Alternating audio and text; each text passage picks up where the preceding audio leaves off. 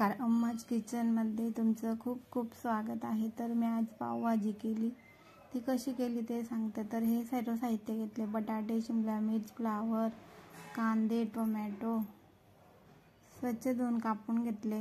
आता कुकरमध्ये एक पळी तेल घेतलं, जिरे घेतले, जिरे टाकून घेतलं, जिरे तडतडलं। आता सर्व भाज्या टाकून घेतल्या: फ्लावर, शिमला मिरची, बटाटे, गाजर, वटाणे आणि टोमॅटो।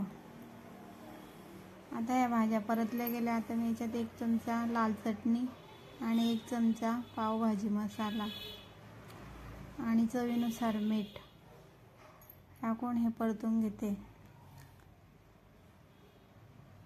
आता याच्यात मी 1.5 ग्लास पाणी टाकलं भाजी शिजण्यासाठी आणि कुकरचं झाकण लावून 3 शिट्ट्या करून घेतल्या।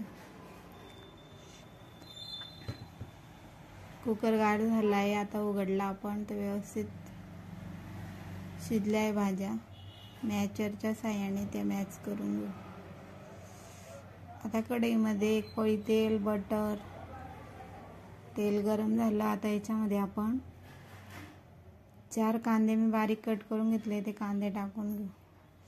कांदे आपल्याला परतून घ्यायचे, कांद्यांचा कलर बदलला तोपर्यंत। कांद्यांचा कलर बदलला, आता आपण याच्यात टोमॅटो टाकून घेऊ। टोमॅटोही छान शिजला आहे।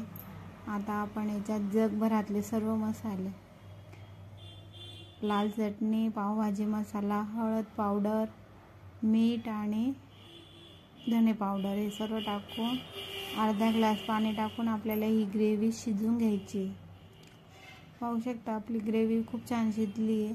आता आपण ही कुकरमध्ये ओतून घेऊ। आपल्या भाजीचा कलरही छान आला आहे।